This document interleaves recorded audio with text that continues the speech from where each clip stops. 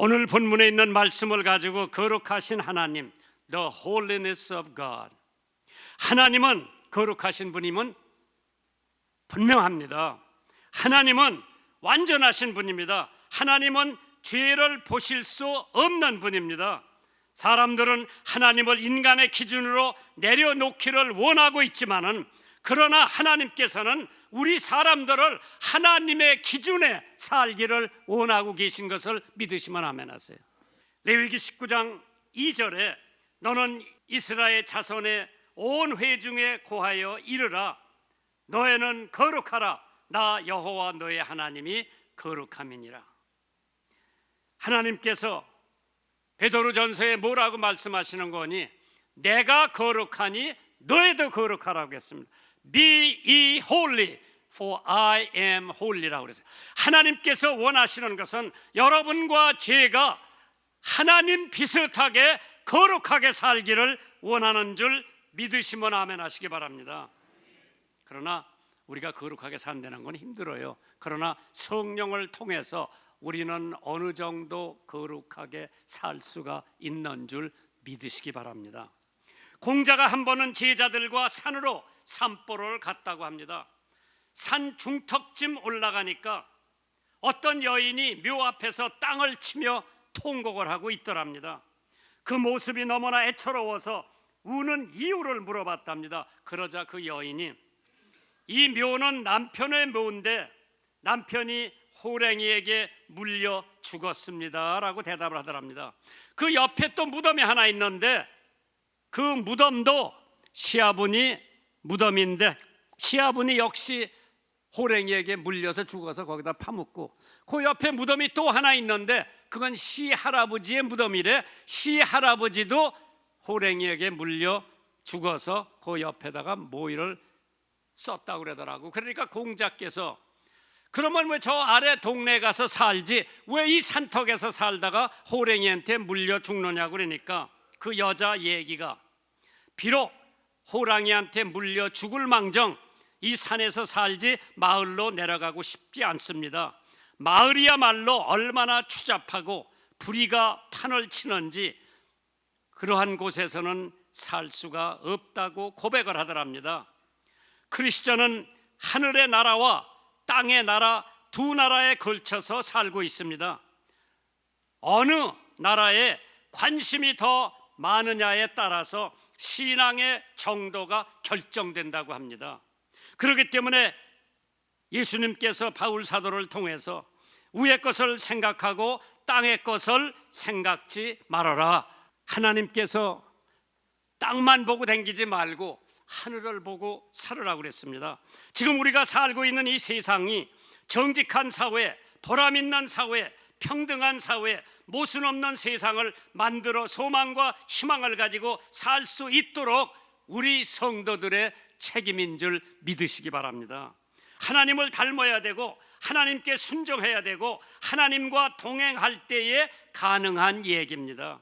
하나님은 어떤 분이 한번 생각해 보면 성경은 하나님은 거룩하신 분이라고 했습니다.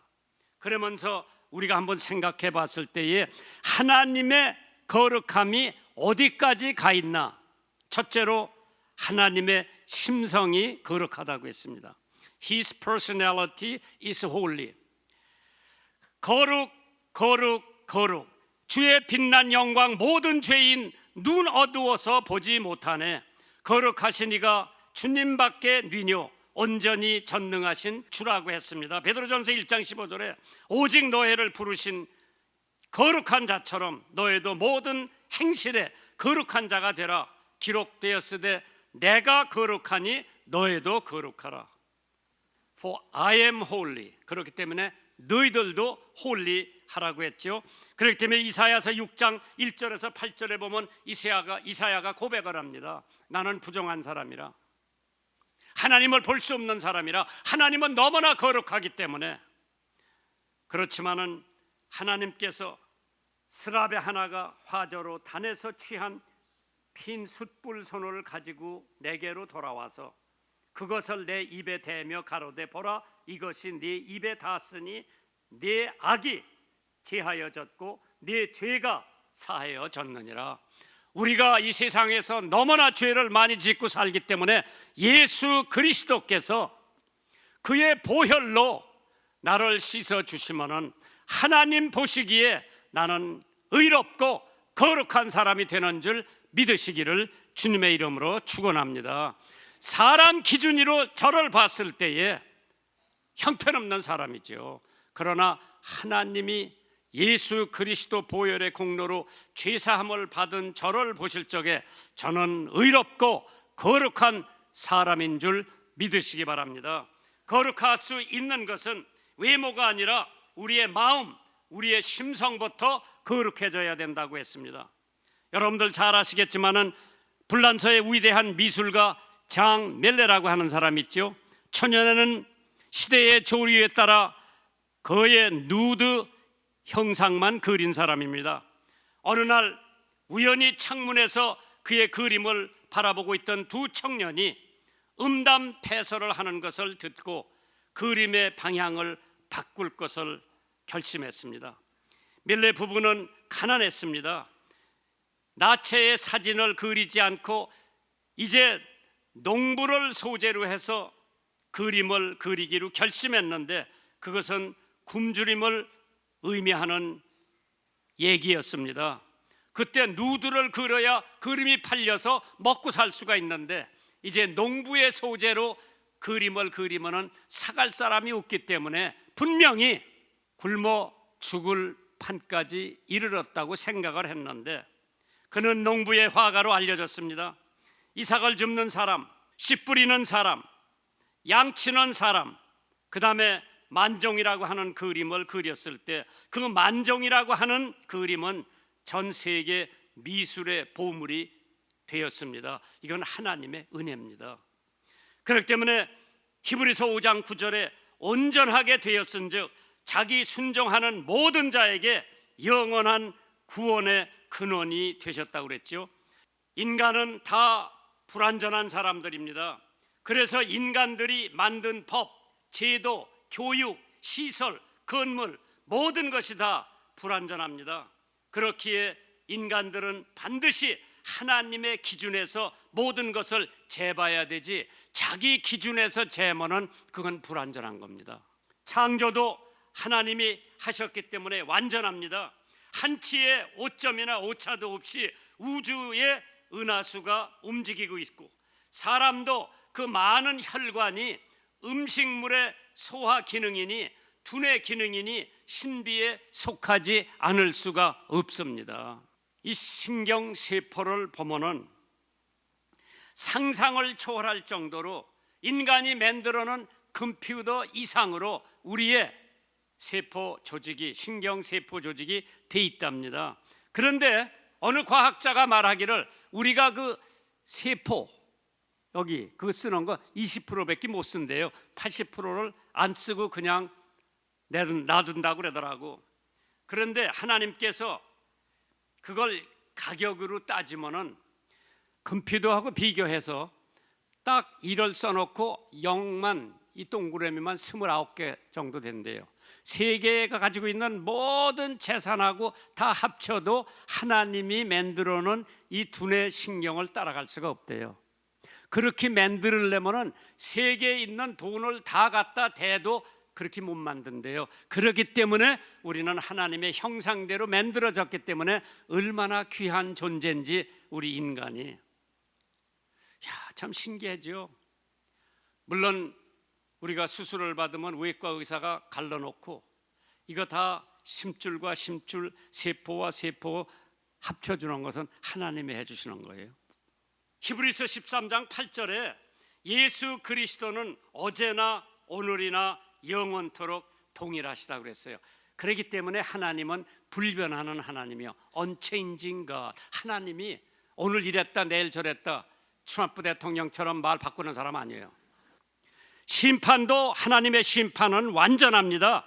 공의로 심판을 할 것이고 정확하게 죄를 다룰 것이고, 왜냐하면 심성이 완전하시기 때문에 데살로니가 후서 1장 5절에 이는 하나님의 공의로운 심판의 표요 너희로 하여금 하나님의 나라에 합당한 자로 여기심을 얻게 하려 함이니 그 나라를 위하여 너희가 또한 고난을 받느니라.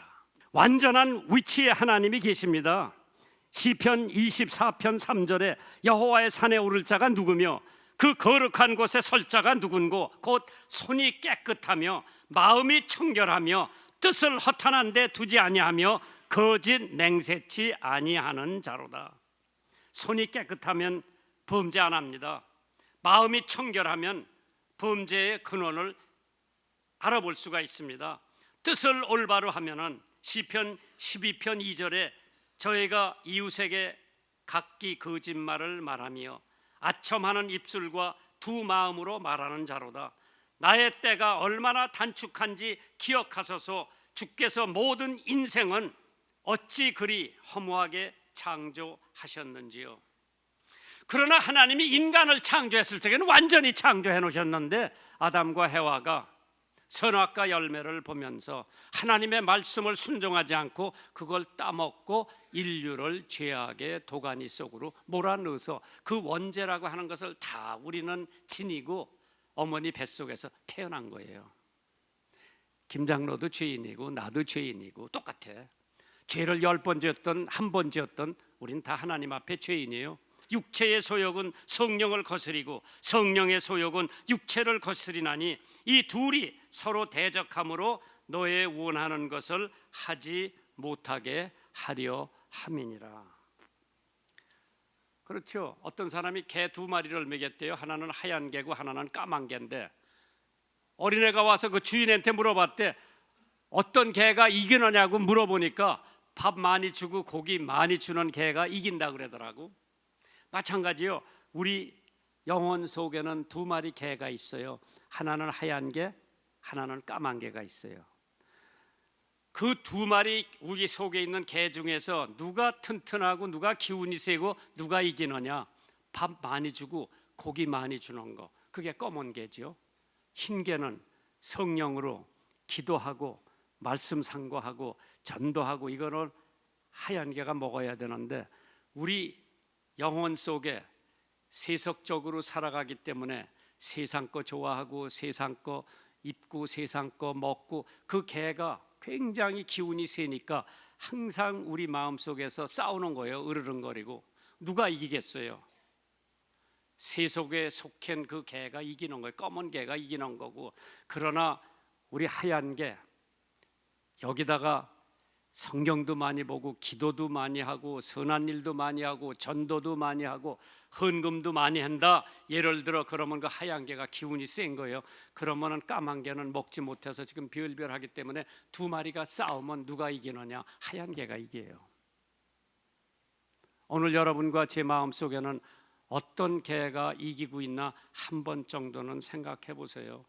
재산을 불리기 위해서 교회는 형식적으로 나오고 명예를 얻기 위해서 장로가 되기 위해서 교인들한테 잘 보이려고 투표가 돼서 장로가 되려고 열심히 하는 사람, 그건 까만 개 먹이는 거고 정말 힘없고 어려운 사람을 돕고 사람들 몰래 알지 못하게 좋은 일을 하고 선한 일을 하는 사람, 예수를 위해서 봉사하고 예수를 위해서 남을 섬기는 이러한 사람은 영적으로 강하기 때문에 세속적인 것을 누를 수가 있고 이길 수가 있는 줄 믿으시기 바랍니다. 두 번째로 하나님의 약속은 거룩하다고 했습니다. God's promises are always holy. 하나님의 약속은 거룩한 약속이에요. 베드로후서 1장 4절에 이러므로서 그 보배롭고 지극히 그 큰 약속을 우리에게 주사 이 약속으로 말미암아 노예로 정욕을 인하여 세상에서 썩어질 것을 피하여 신의 성품에 참여하는 자가 되게 하려 하셨느니라. 주의 약속은 어떤 이가 더디다고 생각하는 것 같이 더딘 것이 아니라 오직 노예를 대하여 오래 참으사 아무도 멸망치 않고 다 회개하기에 이르기를 원하시느니라. 인간의 약속은 깨지고 또 깨집니다. 국가 간의 조약도 깨지는 수가 많습니다. 돈 꿔간 사람이 이달까지 꼭 갚겠다고 철통같이 약속을 했는데 2달이 지나도록 12달이 지나도록 약속을 지키지 못하는 수가 종종 있습니다. 하나님의 약속은 정확하다고 했죠. 민수기 23장 19절에 하나님은 인생이 아니시니 시건치 아니하시고 인자가 아니시니 후회가 없으시도다. 어찌 그 말씀하신 바를 행치 아니하시며 하신 말씀을 실행치 않으시겠느냐. 민수기 23장 19절 얼마나 좋은 말씀이에요. 하나님의 약속은 정확합니다. 하나님의 약속은 흠이 없습니다. 하나님의 약속은 기준이 있습니다.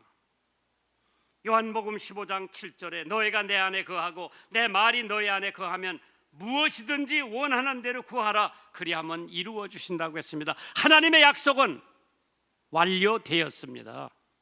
디모데전서 1장 2절에 영생의 소망을 인함이라. 이 영생은 거짓이 없으신 하나님이 영원한 때 전부터 약속하신 것이라. 미래형이 아니라 완료형이라고 그랬지만 다 이루었다고 그랬어.